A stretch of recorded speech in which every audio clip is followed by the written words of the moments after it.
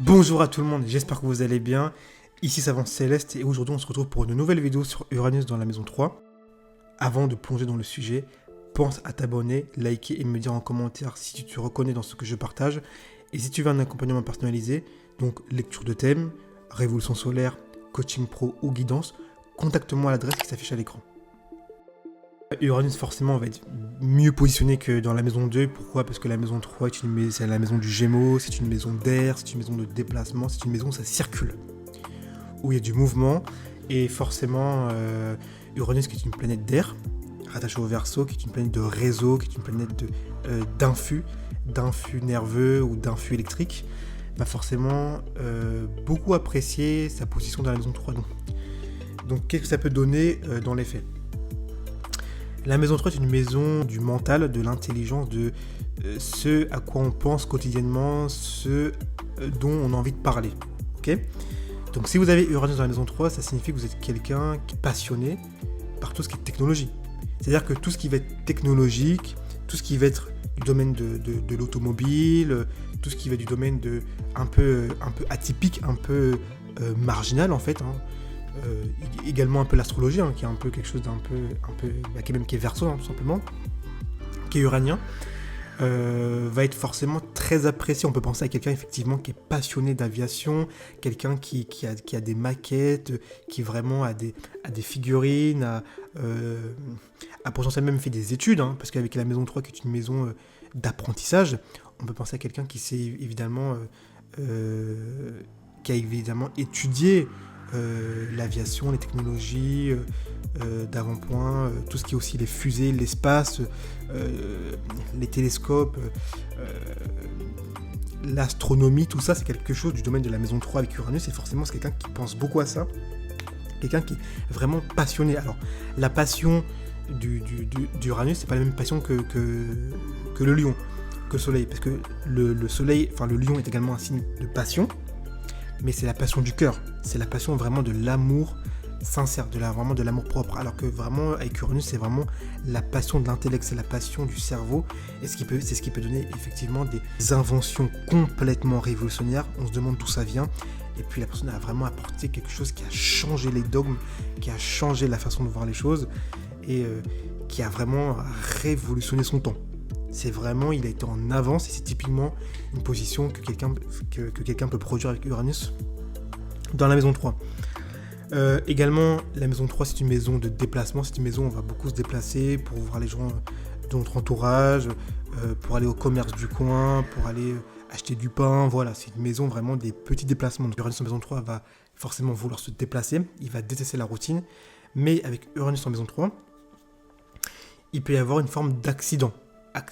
Forcément c'est logique. Pourquoi ? Parce que la maison 3, on peut penser à quelqu'un qui prend sa voiture, qui va rouler, et comme Uranus est une planète d'indépendance, donc c'est une planète qui pense aux autres, mais qui est foncièrement individualiste, qui est foncièrement indépendante.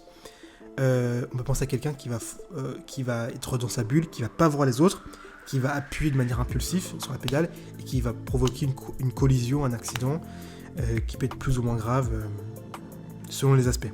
Également, avec Uranus dans la maison 3, on peut penser également à quelqu'un qui peut, puisque la maison 3 régit l'entourage, mais plus spécifiquement les fratries, donc frères et sœurs, on peut penser à quelqu'un qui a pu couper court du jour au lendemain avec sa fratrie. C'est-à-dire que déjà, quelqu'un qui est en maison 3 est vu comme quelqu'un, si vous voulez, d'un peu atypique, d'un peu bizarre, entre guillemets, d'un peu étrange par son entourage. Il est un peu vu comme le marginal, mais avec Uranus, qui est une planète qui est imprévisible, on ne sait jamais ce qu'elle peut faire, on est toujours un peu choqué par les comportements d'un Uranien ou d'un Verseau.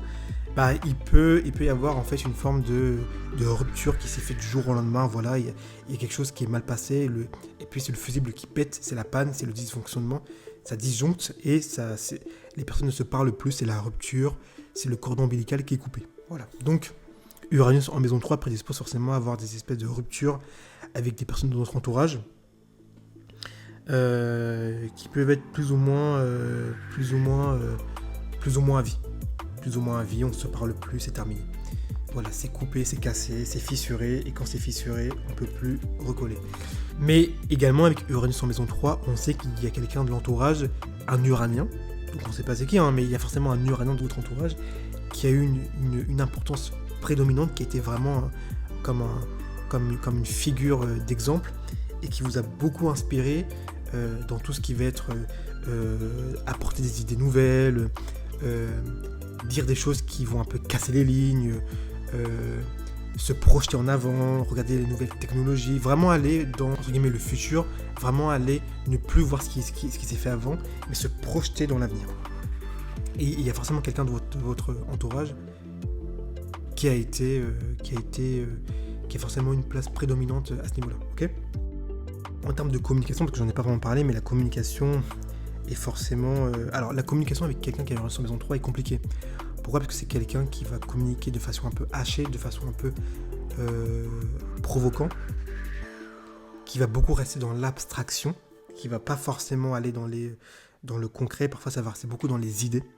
Parce que Uranus, c'est une planète d'idées, une planète où on va s'échanger des points de vue, des concepts.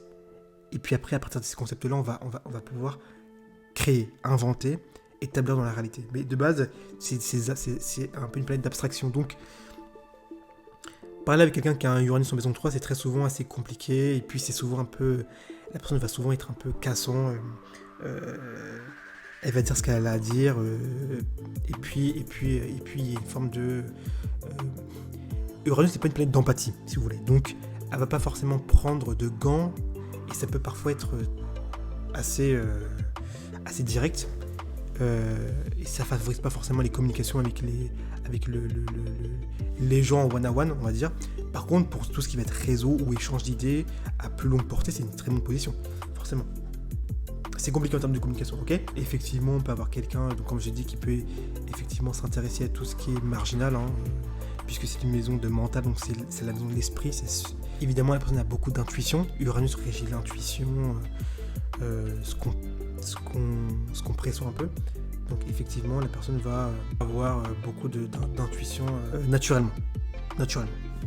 Bon, en tout cas, on va pas surcharger. C'est le gros du Uranus en maison 3, donc accident, aviation, etc. Et puis rupture également avec des personnes de l'entourage. Si vous avez pu mieux comprendre votre placement, j'en suis ravi. N'hésitez surtout pas à mettre un like et à vous abonner. Et on se retrouve après avec la vidéo sur Uranus dans la maison 4.